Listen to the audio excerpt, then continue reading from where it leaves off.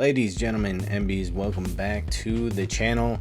If you're seeing me on YouTube, you know what that means. There's a new magic set coming out, and it's probably a pre-release episode. So that's what we're doing today. If that's what you guessed 100% right. Today we are diving into Secrets of Strixhaven, one of the highly anticipated in-universe sets, I at least feel like. So we're going to go through a bunch of cards today. We're going to do it in a little bit of a different order with a couple different categories. If you're familiar with this channel, usually I try and split up categories either into like deck types or into sometimes the type of cards like removal or things like that. But this time we are just basically going through the certain sets of cards. So like Elder Dragons, spoiler alert. And then also we're going to run through the different colors of cards too. And we're going to start with multicolor because it is so important in a set like this that is focused around multicolor cards and building a multicolor deck, really. So before we dive into talking about the cards, let's go through a couple things.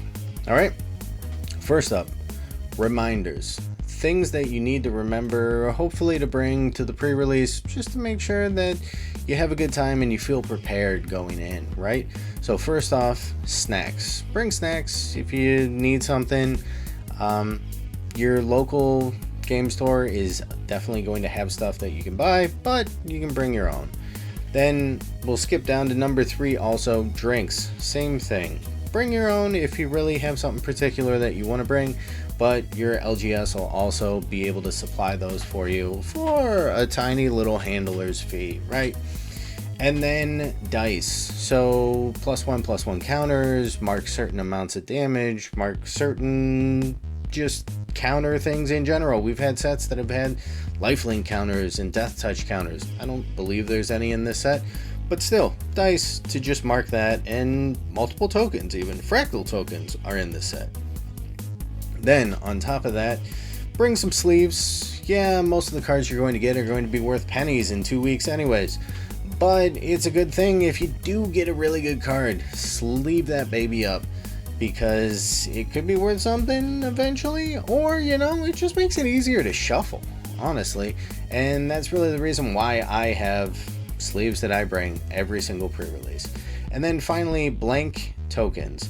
So in the packs they usually have a certain token that they put in there, and in a lot of sets there's a blank token.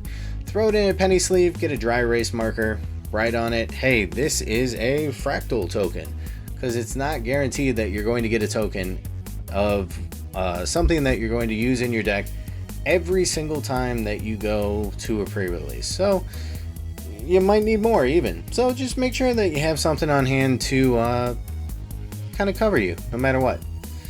Next up, let's dive into tips of the pre-release. So base minimum amount of cards that you're going to want to bring or you're going to want to build in your deck, my apologies, is 40 cards.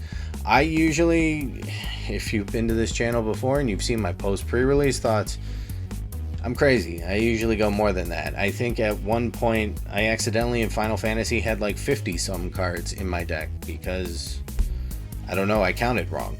How do you do that? American education system. I don't know what else to blame it on, really. But 40 cards is going to be your base there, and you're going to want about 17 to 16-ish lands if you're running that number. Now I've run up to about 43 to 45 cards, running about 16-17 lands, and that really feels still fairly good for me. I'm still drawing lands. I'm not really starved hardly at all. The issues that I will typically have come in is if I'm playing a multicolored deck, like 3, 4, 5 colors, then I'll run into issues where I don't get the color land that I'm looking for. So I promise you, I'm going to try not to splash this pre-release, but that's my problem. That's not yours. But learn from my mistakes, please. I'm here to help. And then also in pre-release, removal is king. And on top of that, I'll say evasion is king too. So flying and menace are also insanely good mechanics to do in a pre-release, because you can't really build your deck with that in mind to defend against it, right? You just get what you get and you got to play with it. But with removal, you can kind of take care of everything all at once. So usually in my decks, I'm running about 6 to 8 pieces of removal, and there's some standard removal pieces that you'll see as we go through the cards. But yeah, just keep that in mind. If you can do that, that would be great. And let me preface this by also saying removal in general isn't just like exile or destroy a creature, right? So removal can also be turning things into 1/1s or turning things into 0-somethings. Those are very viable pieces of removal that you can actually use and count towards that amount of removal. So keep that in mind, and yeah, you know, give it a go. I think it's worked pretty well when I've used it before. So yeah, abide by the rule. And then finally, I think you can find a theme. So in a set like Strixhaven, it's a little bit easier because the 2 color combinations are all built around a theme, and you'll see in the next slide that I'm about to talk about, they have their own style of thing that they kind of want to do. So build around that theme. It's going to make it easier for you. Yes, you aren't probably going to get every single card that is going to fit in that theme, but as close as you can get, right? So if you need, say, life gain in order to do X, Y, and Z things, maybe you bake in a little extra draw in order to get close enough that you can get a bunch of cards that'll give you life gain consistently. Just a thought like that. So that is it for pre-release tips. Now we're going into study tech, right? How to study for this and things that you need to know. Now I've written up in my phone here that I'm going to kind of read off of a little bit, because there's, as you can see, a lot of freaking mechanics in this. There's one for each 2 color pair combo, so there's 5 there, and then there's a couple others that span across other things. So I am going to start with the ones that go with the color pairs. All right, so first off we have repartee, which is the silver quills, and basically what that is when an instant or sorcery targets a creature, something happens. That's literally what it is. That's it. So very simplistic, but you need a bunch of things that target creatures. Keep in mind, it doesn't say targets your creatures, it doesn't say targets your opponent's creatures, just says when you cast something that targets a creature. So you do get a trigger off of that. Next up, we're going to look at Opus. So that's the Prismari mechanic, which is red-blue, I believe. When you cast an instant or sorcery, get X, so get something, right? Maybe draw a card, something like that. Add a counter to this guy. And then if you spend 5 or more mana on it, you get Y. So you kind of get 2 things, essentially, off of the Prismari Opus mechanic, right? And the more mana that you spend, because you're casting stronger and stronger spells, the even better off you're going to be. And now I understand that typically in a pre-release, you're not looking to have a lot of really high-end, like high mana cost spells. But in this set, there are a lot of things that actually lower the cost of instants and sorceries that I think really makes Opus very attainable. So that's what Opus does. Next up, Infusion, Witherbloom. And basically, if you gain life this turn, when something happens, you get something in return, right? So it could be when this creature enters, draw a card if you gain life this turn. Simple example of that. That's all Infusion is, all right?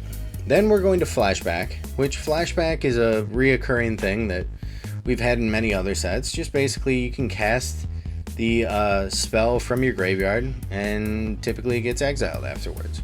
And the casting cost isn't usually the base casting cost that got the spell to the graveyard. it usually costs a little bit more, which makes sense. Being able to use it a second time from a place that you typically can't cast things, you know, your second hand. So that's what Flashback is. And then our final college mechanic is the Quandrix one, and it is Increment. So when you cast a spell, put a counter on this creature, unless its power, unless the spell's cost was greater than the power or toughness of that creature. So keep that in mind. If you have a 1/2 and you cast a 2-cost spell, the increment wouldn't trigger because it's the same as your toughness of that creature. But if you cast a 3-cost spell, you would get a counter put on it, and then it becomes a 2/3. So then you would need at least a 4-cost spell to put another counter on. Really interesting mechanic. Could be very powerful if you have a sick curve in your pre-release kit. So just something to keep in mind. Next up, we have Prepare.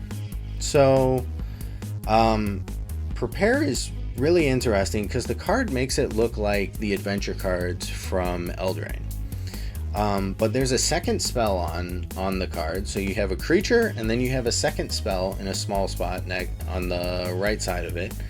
And if the creature is prepared, and usually they enter prepared, but if the creature is prepared, you are able to cast the spell, the instant or sorcery that's tied to that card, and then your creature comes unprepared. Now, for most of the creatures that have prepared, that's it. That's all you get, at least baked into the creature. But there is a chance that some of these cards do have ways that you can unprepare. Like at your end step, if you gain life this turn, say something like that, you can prepare your creature again. So a bunch of interesting use cases that we'll see throughout this, and some of the most strongest cards in the set have that prepare mechanic on it. We'll look into that in a little bit. Then we have Paradigm. 2 more left, right? Paradigm. So the first time a particular spell with Paradigm resolves, you exile it. And then from that point forward, at the beginning of each of your first main phases, you're able to cast a copy of that spell without paying its mana cost. So you get a free cast of that spell at the beginning of your what is it? First main phase, yes. Now keep in mind that somebody can counter that spell going off, but the next turn it can go off again. So that's going to be a really strong mechanic. Most of those cards are pretty expensive, but I feel like if you can get those to go off, you're probably winning in 2, maybe 3 turns. So we'll take a look at some of those cards too later on. And then we have Converge is the last one, and I believe this is all on colorless cards. And basically it looks at all the different colors of mana that you tapped. You get something out of it, whether it's put +1/+1 counter on this creature for each color of mana spent to cast this, or something else in the similar vein as that.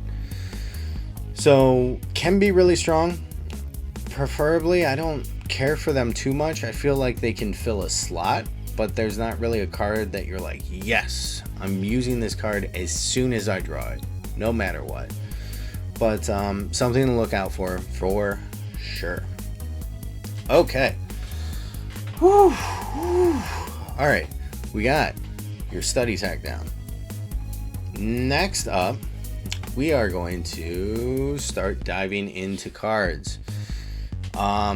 First up, we have Berta, Big Berta, and it is 2 green-blue, and it has that increment on it that we talked about. So whenever you cast a spell, if the amount of mana you spent is greater than this creature's power or toughness, put a +1/+1 counter on this creature, which could be could be pretty good. And then whenever one or more +1/+1 counters are put onto Berta, you add 1 mana of any color, basically. And then for X and tap, you create a fractal creature that has X +1/+1 counters on it. I think this card could be very good, especially if you have a little bit of a higher end deck that you're building and you have the opportunity to really kind of cost cut some of your higher end spells. I mean, getting free mana seems insane, and then creating free creatures, even if you're creating free creatures, say at the end of your turn, and it's like only a 1 cost or a 2, right?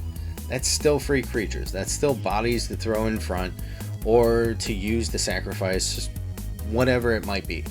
But definitely going to be an interesting card and has good potential to really kind of expand out your board a little bit. Now, next up, we have Tam. So 2 green-blue yet again. And here is one of our prepared creatures. So whenever a land you control enters, Tam becomes prepared. Sweet landfall thing. It has its way to become prepared itself, and then you can cast Deep Sight for green-blue, and it's a sorcery. You draw a card and you gain a life. Well, that seems really good, because I mean, as we know and we've talked about, drawing a card should cost about 2, but you're going to draw a card and gain a life off of that. Sweet value. And all you got to do is drop a land down in order to prepare Tam, so you can actually cast that ability. So you're basically playing 1 mana to make that ability happen. Super sweet, going to be good value. Scolding Administrator, white and a black. So it has menace, it has the repartee. So you cast an instant or sorcery, targets creature, put a +1/+1 counter on this creature. When this creature dies, if it had counters on it, you can move those counters on up to one target creature. Not an outstanding card by itself, but if you have a board and it ends up dying, or you have to kill it or sacrifice it, whatever you have to do, moving those counters could be very big. That's why it's here. Curol, history buff, red, white. So whenever 1 or more cards leave your graveyard, Curol becomes prepared. There's going to be plenty of cards that we're going to talk about that enables leaving your graveyard and not just exiling things from the graveyard. And then its prepare ability, or second ability, is Pack a Punch. 1 red, white, sorcery, mill a card, put 2 +1/+1 counters on target creature, and it gains trample until end of turn. That's incredible. It's really good. The fact that you just mill a card, you get your creature instantly 2 tougher, you're 2 stronger, and then you got trample until end of turn. That's what we're looking for. Then we have our first planeswalker of the set that we're going to talk about, Professor Delaney Fell. And 2 black green. There's a +2 ability, gain 3 life. There's a 0 ability, draw a card, lose 1 life. Sure. There's a -3, destroy target creature, and then there's a -6, and this is where it gets interesting.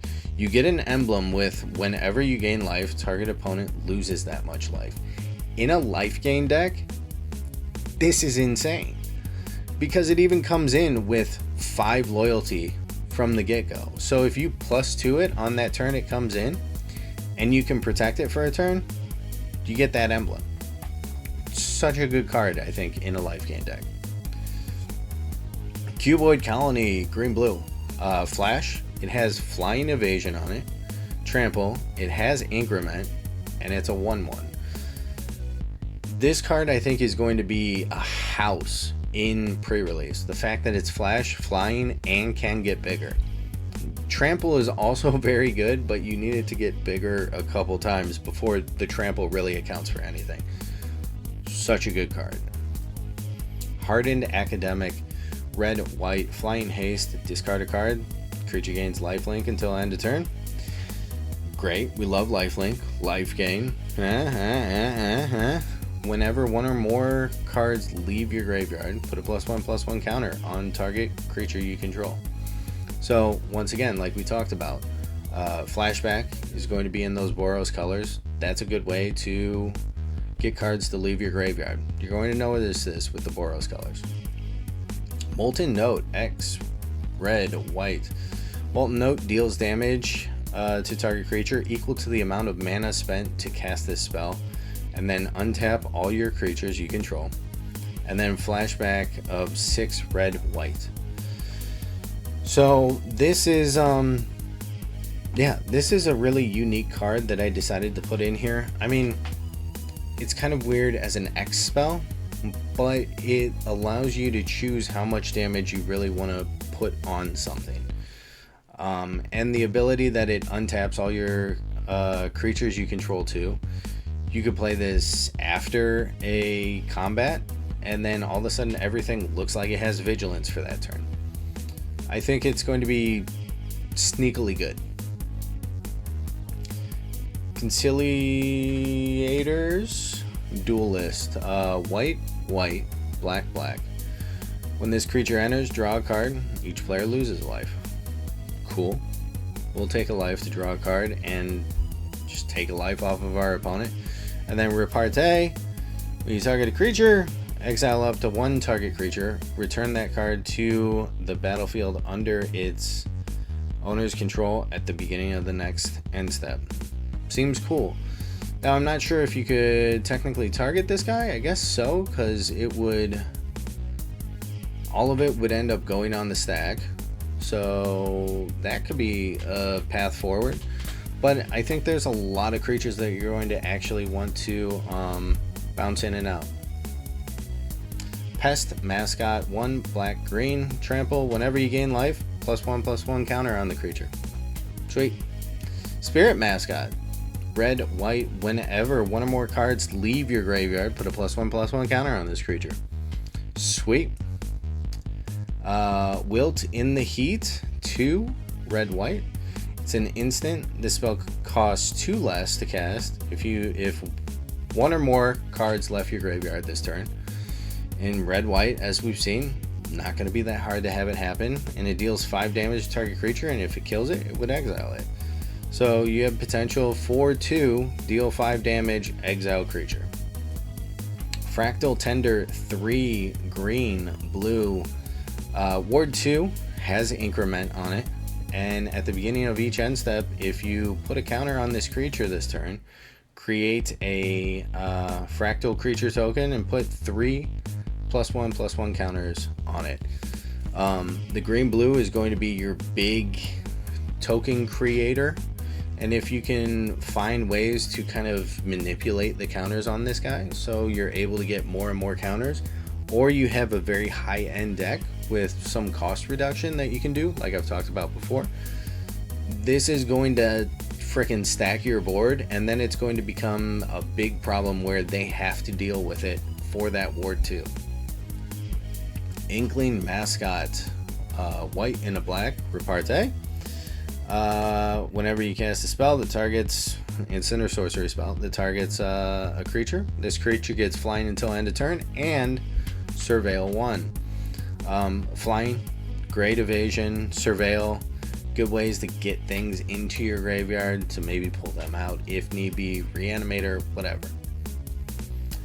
Zephaia and the Tempest, 5 blue, red, and during each of your turns you may cast an instant or sorcery spell from your hand without paying its mana cost, and it's a 5/7. This card is going to be sweet. It's obviously a card that it's going to take like the top place in your deck potentially at 7 cost. But if you have the ability to just cast instants and sorceries for free, this card could be insane. And this is a crap your opponent has to deal with it, because they can't afford for you to just get stuff for free. That's ridiculous. Colorstorm Stallion, 1 blue, red, ward 1, haste, and then it has Opus on it. So this is the first time I believe we're seeing this. When you cast an instant or sorcery spell, this creature gets +1/+1 until end of turn, And if 5 or more mana was spent to cast that spell, create a token that's a copy of this creature, so the stallion. Imagine getting multiple stallions and having multiple Opus triggers. Super good. Super good. Render Speechless. 2 white, black. Target opponent reveals their hand. You choose a non-land card from it. That player discards that card and put 2 +1/+1 counters on up to 1 target creature.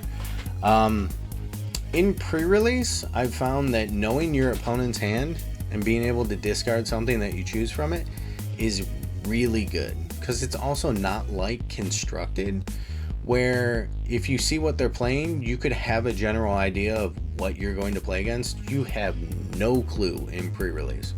So good card knowledge value and good way to get rid of something that you just do not want to see.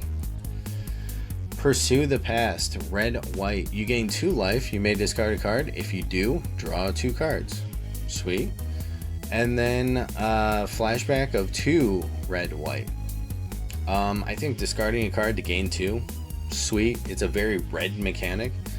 Yeah. Awesome little card. Borrowed Knowledge. 2 red, white. Choose 1, discard your hand, then draw cards equal to the number of cards in target opponent's hand, or discard your hand and then draw cards equal to the number of cards discarded this way. Either way, it's a good way to either refill your hand or get up in similar card advantage with your opponent, right? If you have 2 in hand and your opponent has 4, this might be a savior for you. The one thing that I find in pre-release is I feel like I never have quite enough card draw to get through my deck to get the answers that I need. This is going to be something that can definitely help you with that situation. Growth Curve. Green, blue. Put a +1/+1 counter on target creature you control, then double the number of counters on that creature. Very simple, very green, very double. Startled Relic Sloth. 2 red, white. Trample, lifelink. At the beginning of combat on your turn, exile up to 1 target card from a graveyard. I think if you're not playing against a deck that cares about things being removed, so like a very Boros deck, if you're not playing against that, this could be insane to run, and you just take care of your opponent's graveyard. And if you're running Boros, like this card is, it could make sense to remove things from your deck to gain value out of it, let alone it being a 4/4 trample lifelinker. Typically anything with like 4 power or toughness tends to be a problem in pre-release because it's not easy to just straight up deal with. You have to burn a card or 2, you have to burn a creature or 2, you have to do something to get a trade to really remove it off the board. And the fact that it has trample is just going to make it something that has to be dealt with immediately if possible. Social Snub. 1 white, black. Whenever you cast this spell, or when you cast this spell while you control a creature, you may copy this spell. Each player sacrifices a creature of their choice. Each opponent loses 1 life and you gain 1 life. I think if you're up on creatures, you just cast it and just get that double. Then your opponent loses 2 life, you gain 2 life. Seems sweet.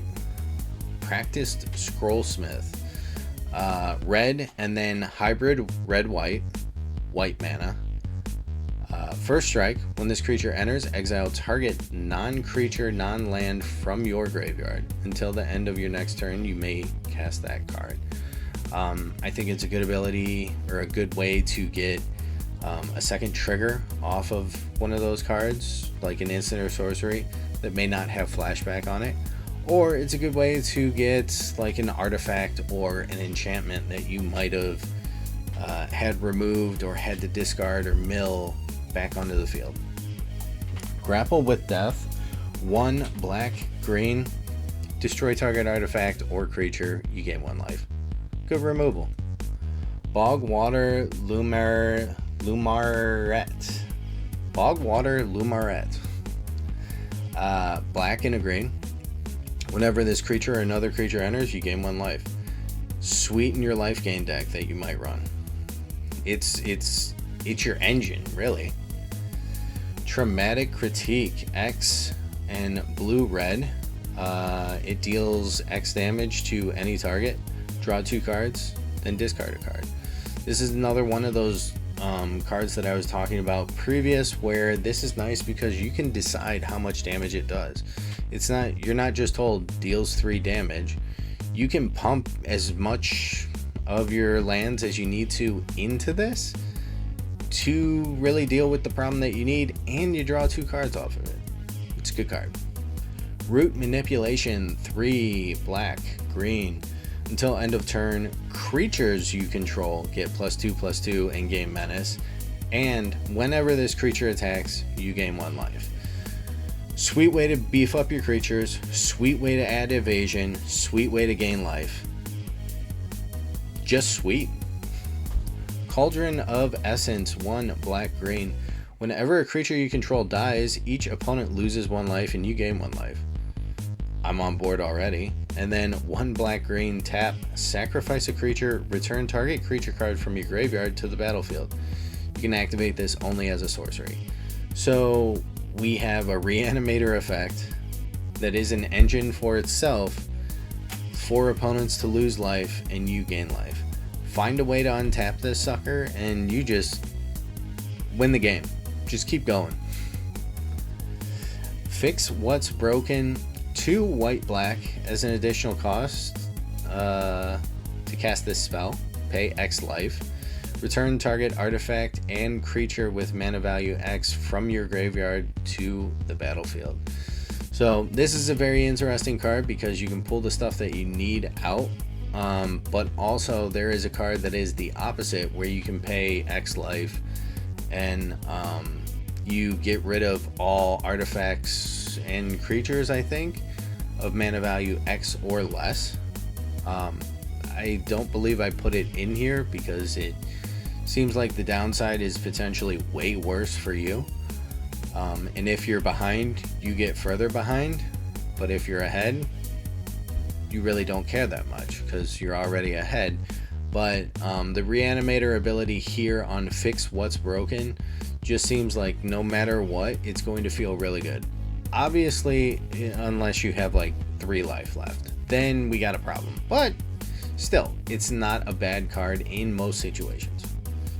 Mind Roots. 1 black, green. Target player discards 2 cards.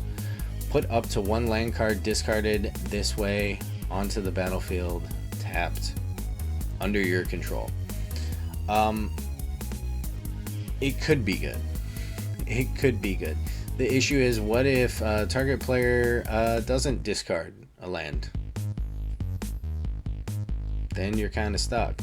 But regardless, I think paying 3 to get 2 cards out of your opponent's hand just seems great. So Mind Roots feels pretty good, I think. Moment of Reckoning. So here's a big boy. 3 white, white, black, black. Choose up to 4. You may choose the same mode more than once. Strap in. Destroy target non-land permanent. Choose that 4 times. Yeah, that seems good. Return target non-land permanent card from your graveyard to the battlefield. You know what? I could choose that 4 times too, and that seems sweet. Either of those, I think, is insane. Yes, you're paying 7 for it, but if you're that late in the game and you're not about to win, this is going to be the thing that pushes you over and gets you to win.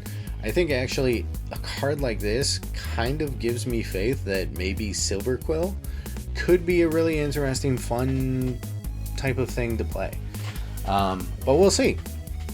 So that's it on the multicolor cards, specifically non-special ones. Next up, we are going to dive into the Elder Dragons for us. So first up, we have Quandrix, the Proof, 4 green blue, Flying Trample, Cascade. Instants and sorcery spells you cast from your hand have Cascade. Do you like free cards? I love free cards. let's get all the free cards together. That's what Quandrix says. And yes, it's a 6 cost.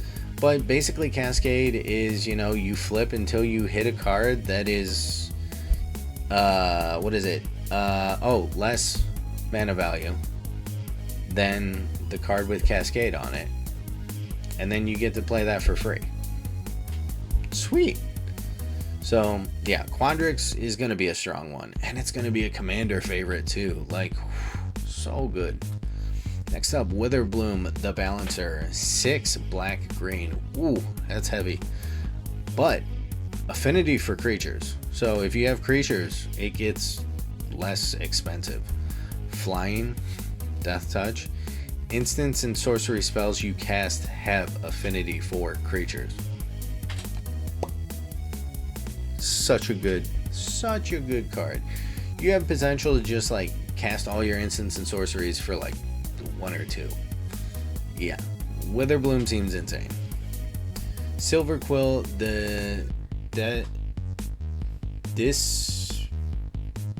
Disputant? I don't know, that one's a new word to me. See, I learn things every day from this freaking game. 2 and white black. Alright, not as deadly as the other ones. Let's see what it does. Flying and vigilance. Okay, great. And each instant and sorcery spell you cast has casualty 1. What's that do? Well, as you cast that spell, you may sacrifice a creature with power 1 or greater. When you do, copy the spell and you may choose new targets for the copy. I feel okay about this. I think it's awesome that like instants and sorceries can trigger twice, but it really depends on how many instants and sorceries you have and how many creatures you have, because there has to be a really good balance there, because you don't want to be sacrificing creatures that you have a small amount and like your instants and sorceries like could be good, but then if you're taking damage, I don't know. It's situational to run this guy.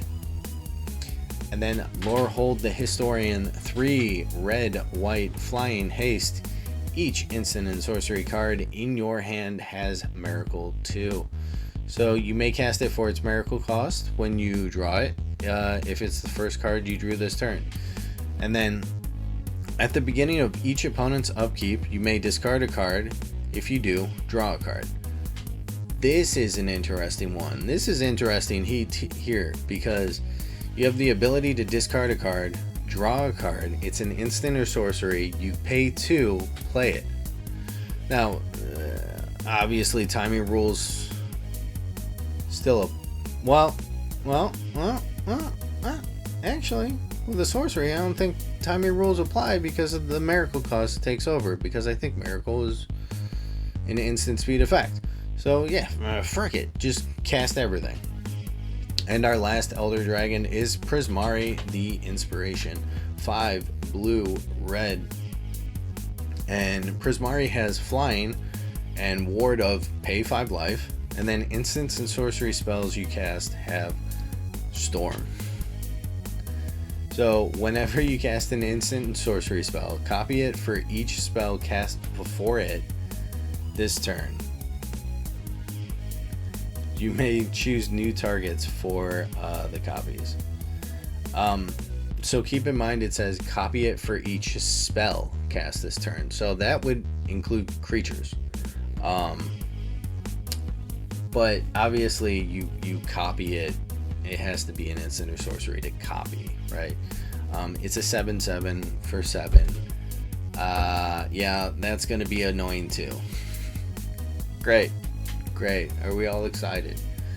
Oh man. Alright, well, that's it for the Elder Dragons. Now, I want to go into 3 cards that I picked out for the Paradigm. First off, Restoration Seminar. 5 white. Return target non-land permanent card from your graveyard to the battlefield.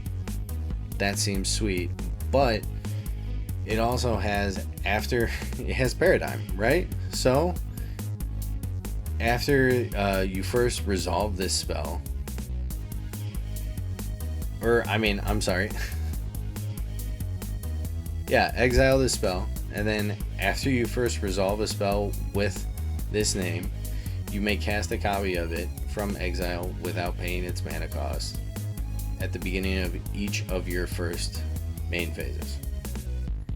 You just get to do this every single turn on your first main phase over and over and over. That's what Paradigm is, right? Yeah. All right.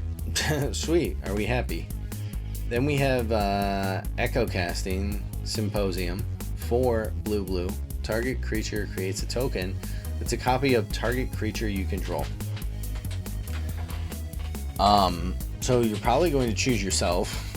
I would like to be the player that gets the token of, I don't know, these beefcakes, Prismari or Witherbloom or something like that. Yeah, that would be... It's just a good card. Just create a billion copies. That's all you need. Next up, Decorum Dissertation. 3 black. Target player draws 2 cards and loses 2 life. Interesting. Typically, you're going to use it on yourself. But I could see the situation where, you know, given a turn or so, you could use it on your opponent to knock them down. Because, yeah, 2 life isn't a lot. It's only like, what, 10% of your starting life in pre-release? But do that a couple times, that's many percent. That's many percent. So, yeah, Decorum Dissertation. That is the Paradigm cards that I pulled out that I thought were really worth talking about. Now let's talk about some of the strongest cards in the set. So the Emeritus. We have the Emeritus of Woe. So 3 and a black, and whoa, would you believe it? This creature enters prepared, so it comes in prepared instantly. And then at the beginning of your end step, if 2 or more creatures died this turn, this creature becomes prepared also. So if you have a little bit of a sack engine or a way to, you know, throw your creatures in front of things, I don't know, something like that. Do it twice in a turn, it becomes prepared again. But what is the ability? So you see here, Demonic Tutor. Yes, you heard me right. Demonic Tutor. 1 and a black. Search your library for a card, put it into your hand, then shuffle. That's what you get to do every single turn, as long as it's prepared. Wild. Now we have Emeritus of Truce. 1 white. And when this creature enters, target player creates a 1/1 white-black Inkling creature token with flying. And then if an opponent controls more creatures than you, this creature becomes prepared. So it's basically giving you a way to get your opponents to have more creatures. But it's a little flipperoo, right? Because its ability that you can cast is Swords to Plowshares for a white. And exile target creature, its controller gains life equal to its power. So if there is something that's obnoxious that you need to deal with, you could, and you guys are fairly level on creatures, you could be like, hey, here's an Inkling. Also, I tap 1 and I cast Swords to Plowshares and I blow up that thing that's been annoying me all game. Wild. Then Emeritus of Abundance and 2 and a green. Vigilance. Creature enters prepared. Whenever this creature attacks, if you control 8 or more lands, this creature becomes prepared. It feels a little harder to get going, but it's okay. There's situations where you can make it work really easy. And then you get Regrowth for 1 and a green. Return target card from your graveyard to your hand. Just any card. It could be a land, it could be whatever. Just return it. Just do it. Next up, Emeritus of Conflict. 1 and a red. First strike. Whenever you cast your 3rd spell each turn, this creature becomes prepared. Now, I think we have a lot of situations where we can have reduced cost or free casts or things like that to really get that third spell thing kind of pumping. And I think if we're in that situation, like we're golden. We should win the game. But the ability that unprepares this is Lightning Bolt for a red. Lightning Bolt deals 3 damage to any target. It's coming at your face, opponent. Sorry. And finally, the craziest, weirdest, most insane printing for an Emeritus creature. Emeritus of Ideation. 3 blue. Flying, ward 2, enters prepared. Whenever this creature attacks, you may exile 8 cards from your library, or from your graveyard, not your library, oh my god, from your graveyard. If you do, this creature becomes prepared. Its ability is an Ancestral Recall. So, one blue mana, that's it. Target creature, or target player draws 3 cards. It's got me all fricked up. Now I understand, especially in pre-release, like you're only really going to cast this maybe, or like re-prepare it maybe once. But it seems crazy. If you find a way to like have a mill effect in, I don't know. Card seems wild to have a draw 3 just tacked right into it. Alright, well, that's all of the Emeritus guys. Now we are going to dive into our just straight up solid colors. We're looking at red. Rubble Rouser, 2 in a red. When this creature enters, you may discard a card. If you do, draw a card. Cool, easy. But if you tap it, exile a card from your graveyard, add a red. When you do, this creature deals 1 damage to each opponent. That feels like something you can definitely abuse. Just exile something out of your yard, and then if you're in Boros, you might get an effect of when a card leaves your graveyard, this thing happens, right? You add 1, you deal damage. Kind of seems like bread and butter there. Next up, Blazing Fire Singer, 2 in a red. This creature enters prepared, but it doesn't have a way to re-prepare itself. And you get a Seething Song. So 2 in a red, and would you like to add 5 red mana to your pool? Because that's what you get with this. Yeah, sweet. Next up, Molten Core Maestro, 1 in a red Menace, and it has Opus on it. So you're thinking it probably goes with like red-blue. Whenever you cast an instant, you get a +1/+1 counter, and if you did 5 or more mana spent to cast that spell, add the amount of red mana equal to this creature's power. So you would get the +1/+1 counter put on it, and then if it was 5 or more mana, you then get 3 just on the first go. And it has Menace. Alright, it's a good card. Pigment Wrangler, 4 in a red, so a little expensive there, but has flying for evasion. It's a 4/4, and it enters prepared, and you get Striking Palette for a red.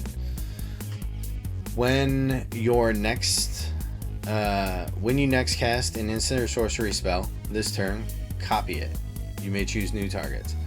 I think there is a lot of the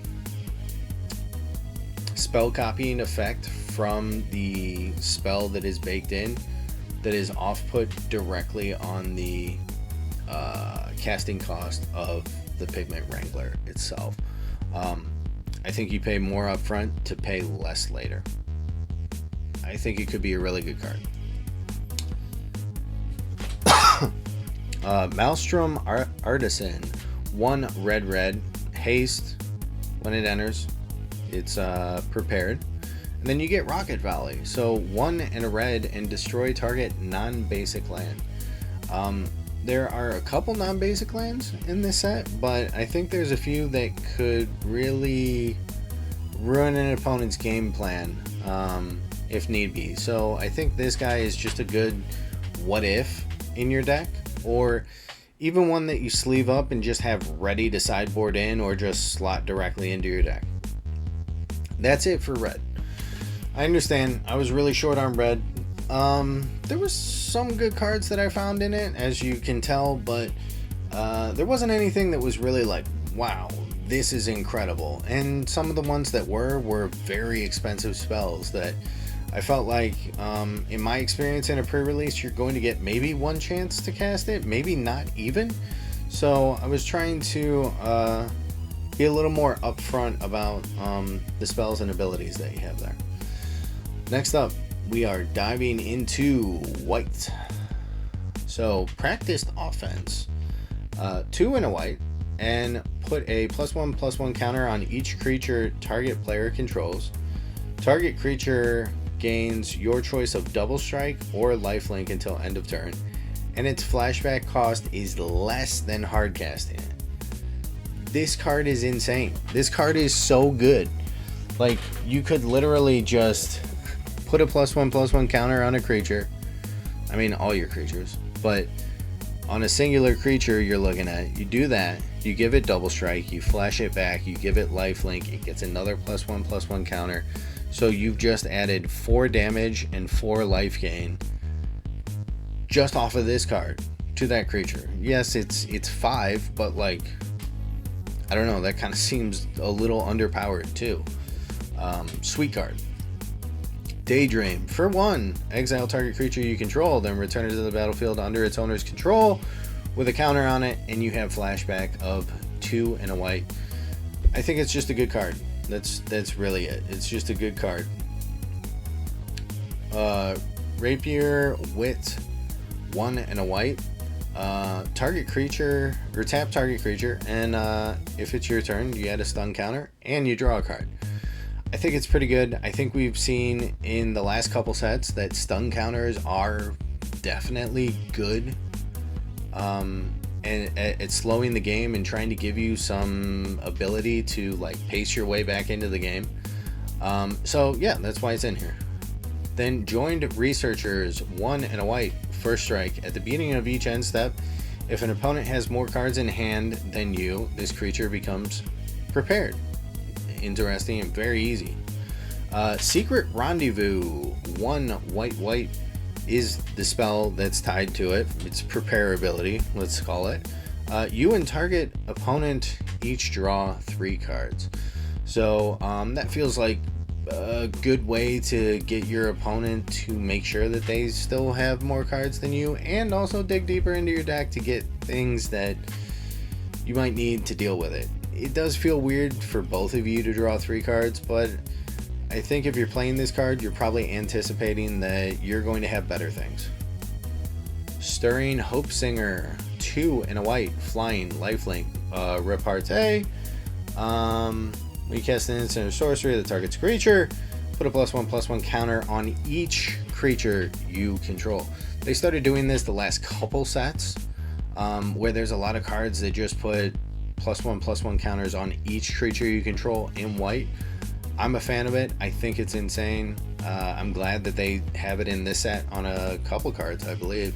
So yeah, I don't know, just seems good, and you have the evasion and the life gain.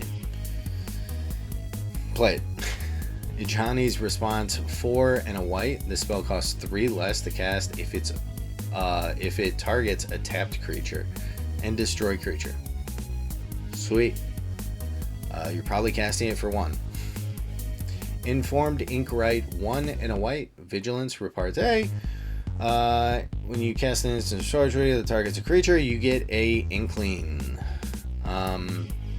Yeah, I think there's plenty of cards out there that you'll be able to get inklings pretty consistent with this guy. Interjection is a white, and it's a nice little combat trick. Target creature gets +2/+2 in first strike until end of turn. It's a good way to just kind of win combat for you. just seems good. Soaring Stone Glider, 2 and a white. As an additional cost to cast this spell, exile 2 cards from your graveyard or pay 1 and a white, and it's got flying, vigilance, and it's a 4/3.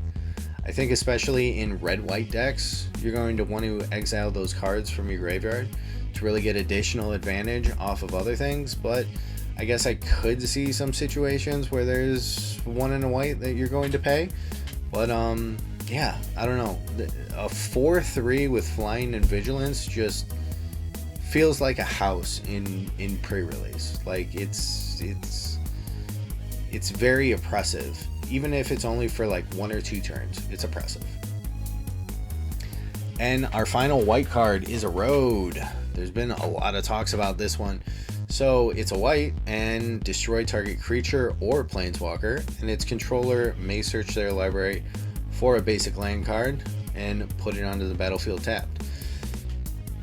Definitely you're probably using this on your opponents, but think of it this way. What if you have a little army of Inklings and you just blow up one of your Inklings to get the basic land that you need? I don't know, I'm just saying, just think about it. Could be cool. Next up, we have black. So Prisoner's Apprentice is our first black card, 2 and a black, and this has infusion. So as a reminder, when this creature enters, target creature an opponent controls gets -4/-4 until end of turn if you gain life this turn. We've seen all the way back since at least Final Fantasy that anything that puts like -2/-2 on things can really be a problem. Putting -4/-4 seems like an insane problem. There's been 1 or 2, I think, recently that have been released with a -5/-5, and that's felt really good, but it's usually like you pay 3 and then you also sacrifice an artifact or creature and then you get the additional ability on it. This is just, hey, make sure you're gaining life so you can hurt theirs. Foolish Fate, 2 and a black, destroy target creature. Yeah, great. If you gain life this turn, its controller loses 3. I'm down. Let's do it. Melancholic Poet, 1 and a black, repartee. Whenever you cast an instant or sorcery spell that targets a creature, each opponent loses 1 life and you gain 1 life. Yeah, if you're just spell slinging like crazy, which this set really wants you to, this is going to be an issue for your opponents because you're getting 2 life further away every single turn because they go down 1 and you go up 1. Grave Researcher, 2 and a black. At the beginning of your upkeep, surveil 1. Then if there are 3 or more creature cards in your graveyard, this creature becomes prepared. Yeah, there's probably going to be more than 3 creatures in your graveyard, but its prepare ability is reanimate. For a black, target creature card from your put target creature card from your graveyard onto the battlefield under your control, and you lose life equal to that card's mana value. So kind of depends on exactly what you're pulling out, but I would assume you're probably not going to pull out like a 5, 6, 7 cost card unless you have the life for it and you're confident you can win with it. Yeah, reanimate everybody.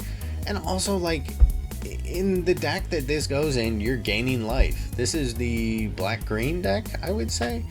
Witherbloom. So yeah, you're gonna take some life, but you're gonna probably gain more than you're gonna take. Wander Off, 3 and a black, exile target creature. Yeah, every set has one now. Forum Necroscribe, 5 and a black, or discard a card, repartee. So instant or sorcery that targets a creature, return target creature card from the graveyard to the battlefield. And that's really the thing that seems insane here, because whenever you cast an instant or sorcery spell that targets a creature, just bring a creature back. It's a sweeter reanimate. Like, you know what? The reanimate would bring back 2 creatures then, because the reanimate is a sorcery spell that targets a creature in your graveyard. This is good. Just play it. And it's an uncommon. That's probably why it costs 6, because it's an uncommon. Scathing Shadelock, 4 and a black. At the beginning of your first main phase, this creature becomes prepared. Nothing we even got to do, it just does. And then Venomous Words is the prepare ability for a black.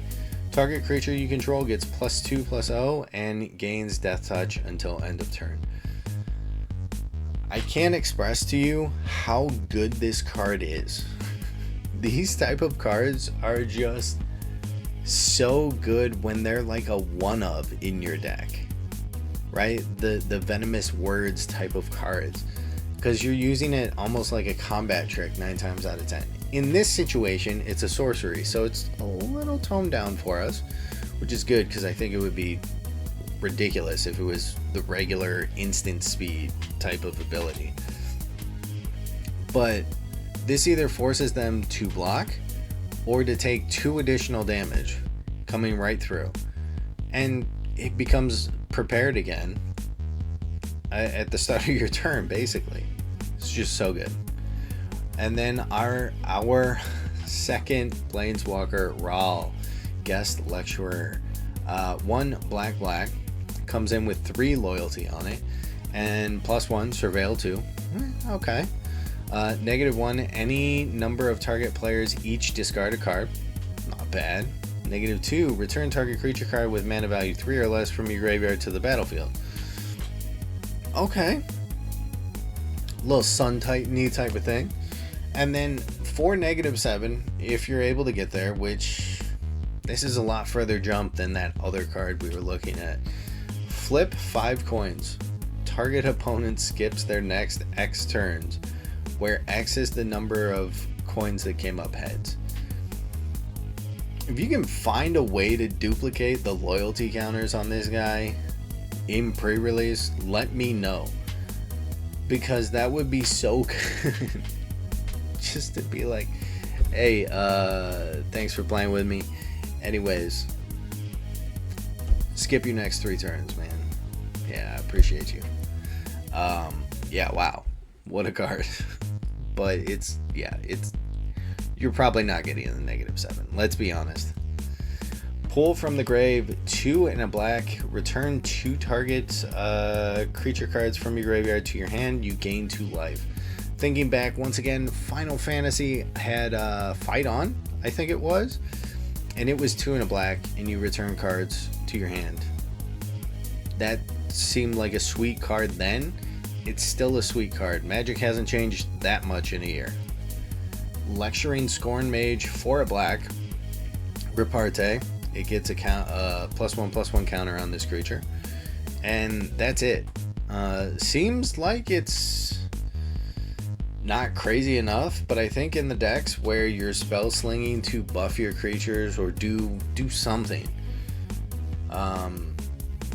this guy's gonna get huge, and you get it out early, and anything that you cast is just gonna make it bigger. Yeah, it's gonna be really good. Leech Collector, 1 and a black. Whenever you gain life for the first time each turn, this becomes prepared. Goes right in that life gain stuff. Bloodletting for a black. Each opponent loses 2 life. I'm gonna be staring at black, being like, "Hey, you got life gain and life loss? Help me out, please. Come on, hit me one more time." Last Gasp, 1 and a black. Target creature gets -3/-3. We talked about that on the -4/-4 creature. Same thing here, just 1 less. It's still probably going to hit almost 90% of the same stuff. Withering Curse, 1 black. All creatures get -2/-2 until end of turn. Could be a problem. And then if you gain life this turn, destroy all creatures instead. I think this is like I need to reset the board. Oh my god, I'm so far behind. Somebody help. Withering Curse will help you. Now obviously it's a problem if you're really far ahead, but if you have big bulky creatures and you're really far ahead, don't gain life that turn. Well, before you cast this at least, and send this boy through. Now our last black card is Arcane Omens. So 4 and a black. And this is one of our cards that has Converge. Target player discards X cards, where X is the number of colors of mana spent to cast this spell.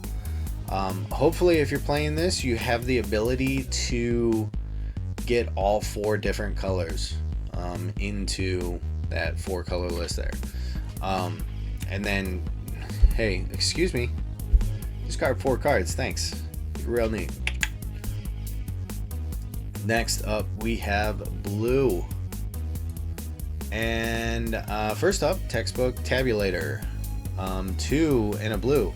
It has increment on it that we've talked about a while now. When this creature enters, surveil 2. I think it's good.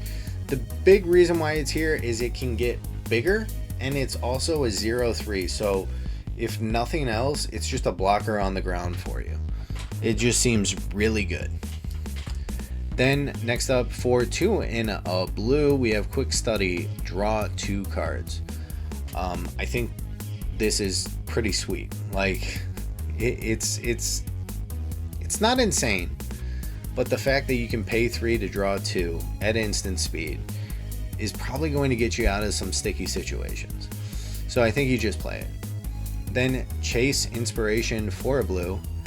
Target creature you control gets +0/+3 and gains hexproof until the end of turn. So a lot of those black cards that we're doing -3, -3, -4, -4, the hexproof on this is going to stop that. That's fairly good, but then if they swing in, you have a +3 on the butt. So you give yourself a beefy little blocker. For 1 blue, I think it's a great card. Homesickness for blue. Target player draws 2 cards, tap up to 2 target creatures, and put a stun counter on each of them. We talked about stun counters. They seem really good. They've been really good for a minute. And you get to draw 2 cards and not ship 1 to the graveyard or 2 to the graveyard. Seems good. This is going to be one of those cards where you get it and you're going to play it to shut down your opponent so you can get through and also populate your hand a little bit. Exhibition Tidecaller for a blue. It has Opus, and then its Opus ability allows target player to mill 3 cards, and then if you spent 5 or more mana on that card that you cast, target player mills 10 cards instead. I love this card, actually. I'm kind of goofy because I hate mill, but also when I see big mill cards, I'm like, ooh, I want to play that and I want to make it work. So this guy here, we're gonna need to see if somebody can get that 10 mill card off, because I think that could be insane. That's a 4th of somebody's deck, and I mean, you would have to do it at least on turn 5. So they've drawn, what, 7 cards? Or, I'm sorry, 12 cards at least. And then you make them mill for 10. That's 22 cards out of their deck on turn 5. Seems good. And then do it the next turn too. Yeah. Sweet card. Procrastination, X and a blue. Tap target creature and put twice X stun counters on it. At common. Yeah. You're shutting down something for the game. Math Magics. So XX, blue. This was a card that got a lot of talk when it was first released. Leaked? I forget which it was. I think it was leaked. Target player draws 2 to the X cards, and it explains what it is, right? So you keep multiplying the thing by 2, right? The answer of the last one. So 1, 2, 4, 8, 16, 32, 64, on and on and on and on and on. Yeah, it would be sweet at the end of the game to just hit your opponent with this. That would be so good, right? Because if you have 10 mana, you're making them draw Well, I guess if you have 12, you're making them draw 32, right? Seems like insane. And fractalize X and a blue. Until end of turn, target creature becomes a blue-green fractal with base power and toughness equal to X plus 1. So you just pay a blue and it's a 1/1. That's sweet. That's so good to shut something off. Yeah, play it. Play a bunch of them. And it's uncommon too. Play like 7 of them. Pensive Professor, 1 blue. It has increment on it.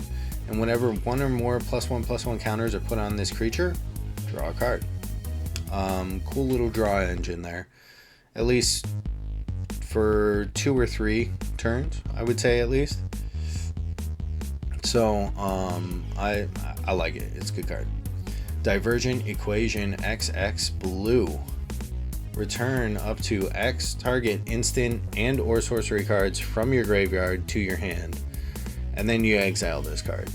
I think there's a very specific deck that this works in, but that deck is insane. It's probably a Prismari deck, so blue-red, and you're just casting a bunch of low-cost spells to beef up your creatures or to destroy your opponent, and you're just getting through that way.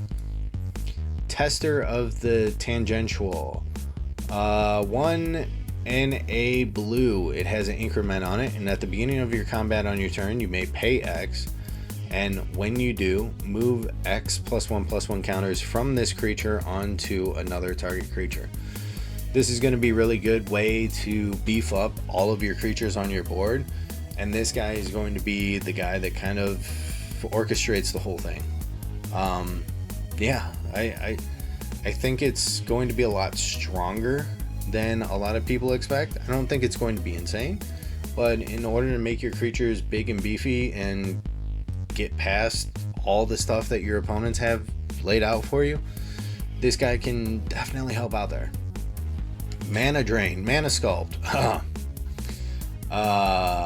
1 blue, counter target spell. If you control a wizard, add an amount of colorless mana equal to the amount of mana spent to cast that spell at the beginning of your next main phase. Would you like a pile of mana at the beginning of your next main phase? We got it for you, and it's on discount. Harmonized Trio for a blue, and then you can tap 2 untapped creatures you control, and this creature becomes prepared. And then its prepared spell is Brainstorm for a blue. Draw 3 cards, then put 2 cards from your hand on the top of your library in any order. I think that could be really cool, especially with the Miracle Dragon. That could be insane. Yeah, I think this is a really good card. Orisa Tide Choreographer for 4 and a blue. This spell costs 3 less to cast if creatures you control have total toughness of 10 or greater. I don't think that's going to be that hard. I feel like there's a decent amount of blue cards that have 3-4-ish toughness, so getting 3 or 4 of them out kind of hits this qualifier for you. And then when this card enters, you draw 2 cards. That's it. So I assume that if you're playing it, you're going to cast it for 2 and you're going to draw 2. So pay 2, get a 2/2, draw 2. Ridiculous card. And finally, Fractal Anomaly for a blue. Create a green-blue fractal creature token and put X +1/+1 counters on it, where X is the number of cards that you've drawn this turn. I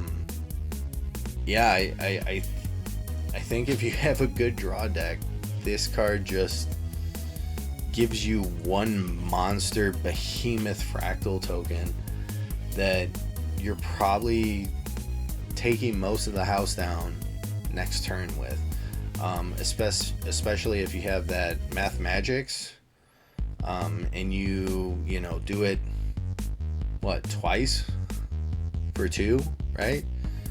Well, 3, I guess. 3, do it for 3, draw 4 cards.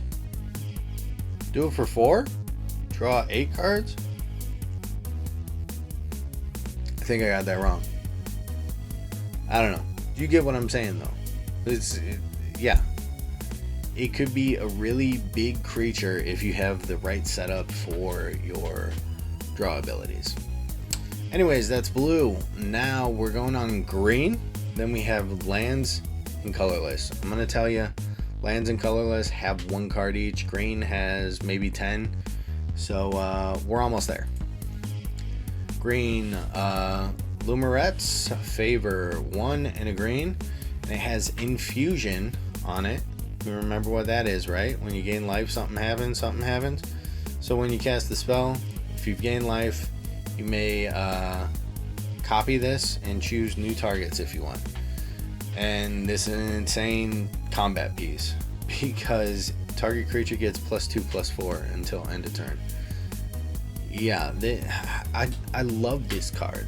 I think this card is so good because, like, I love casting combat tricks in combat when somebody's like, yeah, whatever.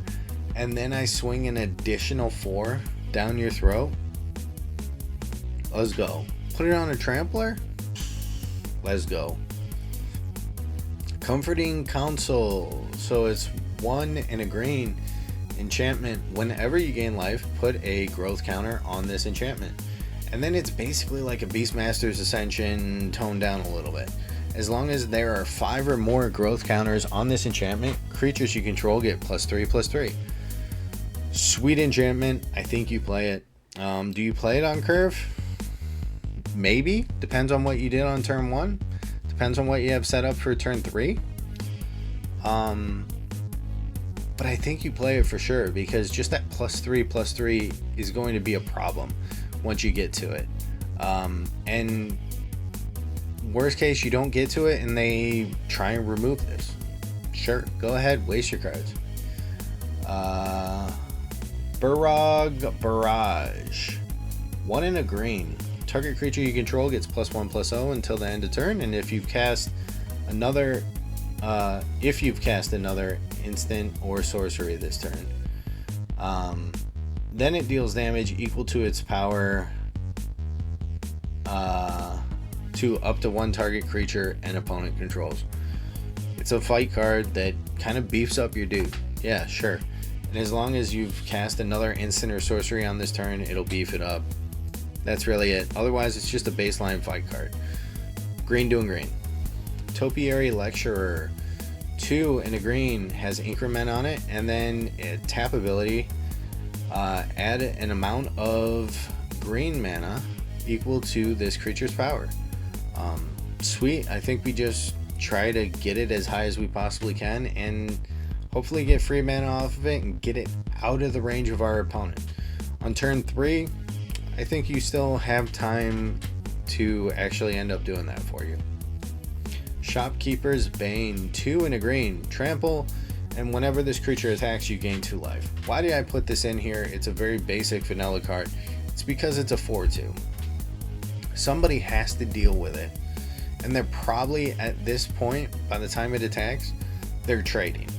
Because 4 power is a lot of power in pre-release, especially on turn 3 or 4. So that's why this guy sits here.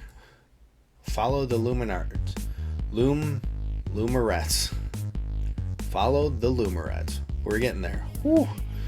1 and a green, and it has infusion.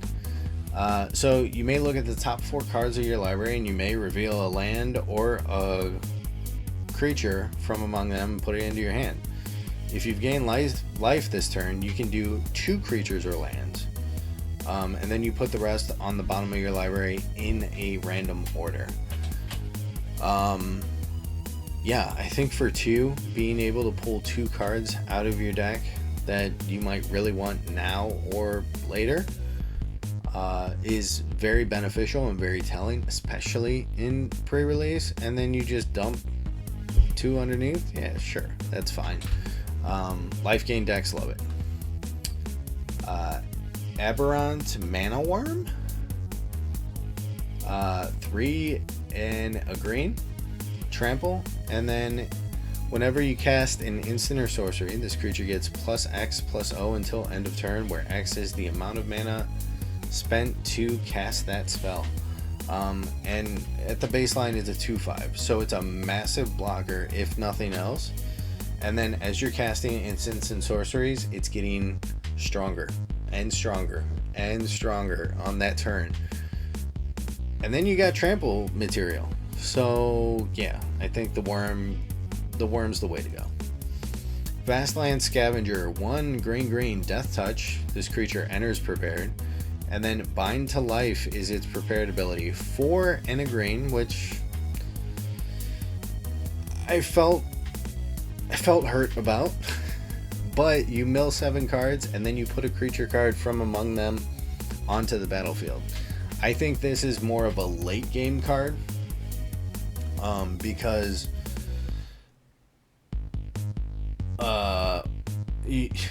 basically when I'm thinking of using this, the Bind to Life, right, is when I'm like, I know that there's a creature in here that can block this thing, or that can save me, or that can run through, or I just need to pull a freaking creature out of this thing.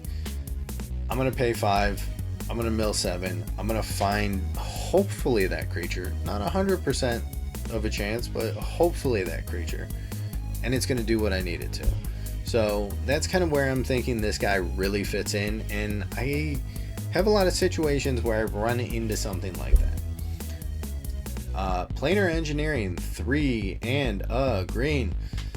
This is an interesting card. So it's a 4 cost, and you sacrifice 2 lands, and then you search your library for 4 basic lands, put them onto the battlefield tab. Keep in mind, you're going to tap 4 lands. You can sacrifice those 2 lands, or 2 of those 4 lands that you just tapped, and then you get 4 lands. This is going to be a great way to really boost yourself ahead. Whether you played on turn 3 or turn 4, if you have 4 mana, you then all of a sudden have 6 mana. You're at least 2 turns ahead of your opponent, hopefully. I don't think it's often, but I think there are a lot of situations in pre-release where people undervalue the speed at which like mana coming out can really affect the game. Ambitious Augmenter for 1, well, for a green, has increment on it, and when this creature dies, if it had 1 or more counters on it, create a fractal creature token and then put this creature's counters onto that token. Another one similar to, I think, the multicolor card at the beginning of this whole fun adventure that we've gone on, where you can beef it up, but if it gets killed, its power doesn't leave the battlefield. Its power just gets transferred to something else, so they have to kind of kill it twice, really. And I'm a fan of those type of cards. Slumbering Trudge, X and a green. This creature enters the battlefield with a number of stun counters equal to 3 minus X. If it entered with stun counters on it, tap it. So what I'm hearing here is you make X be 3, and then you get you pay 4 and you get a 6/6. It seems fine. That seems like a discount, honestly. I mean, 6 for a 6/6 or 5. No, 6 for a 6/6 is, you know, like, oh man, that's not bad. 4 for a 6/6? Yeah, I'm playing it. Our last green card is Studious First Year, and there's a green for its cost. It enters prepared, and then Rampant Growth is its prepared ability of 1 and a green, and search your library for a basic land, put it onto the battlefield tapped, then shuffle. yeah, rampant growth. If you play Commander, you know the card, you love the card. I mean, I think it's even popped up in some other sets recently. But this feels really good. And if you have a way to re-prepare this card, wink wink, yeah, you could just pull a bunch of lands out of your deck. Speaking of that, let's look at lands. So we have Sky Coach Waypoint here. Tap and add a waste or a true colorless to your mana pool, or for 3 and tap, target creature becomes prepared. So we talked about a lot of creatures that have ways to prepare themselves each turn or almost each turn, right? This is the ability that you can either get around that. If we're looking at the one black one that was like, if 2 creatures died, then at your next first main phase, it's prepared or whatever. Which might be harder than like a land enters the battlefield, or a land enters and it becomes prepared, right? So there's that. Or the Studious First Year, like I was just talking about. You could re-prepare the Studious First Year. Yeah, I get it, it's for 3 and you're basically spending 5 to pull a basic land out of your library, but there are a lot of times in a pre-release where you just have mana and you don't know what to do with it, and that's really a good use, right? So that's really why this land made the cut, and I feel like there's a lot of value here in the set itself, very consolidated together, that you could get out of this. And finally, we're looking at our colorless cards, very similar to that land that we just talked about. Biblioplex Tome Keeper for 4.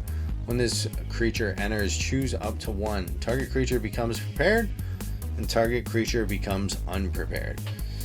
This, to my knowledge, is the only card in the set that you can unprepare something, so you can really beat down your opponent by being like, hey, that's unprepared now. But we have seen, like, there was the one white-black card, and I think there's a blue card out there that maybe we didn't get a chance to talk about, that will have certain creatures leave the battlefield and then re-enter. So you can get multiple triggers off of this guy. In addition to that, if you don't care so much about your opponent's board, prepare yours. Really, go ahead, do it. Prepare your creature and get more value out of it. And it's a 3/4, so it's not too bad. Yep, that's all I got.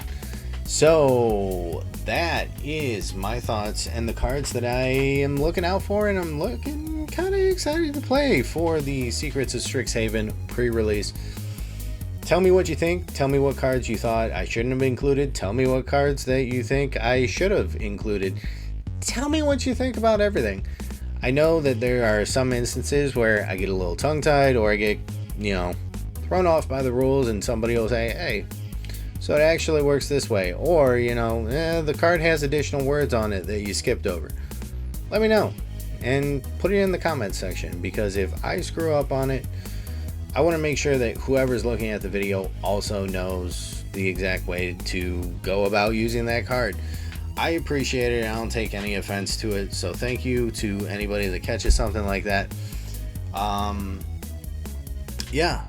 Otherwise, besides that, you can check me out. I'm streaming most days on Twitch, various games, for the most part variety, but I have been doing Warframe quite a lot lately.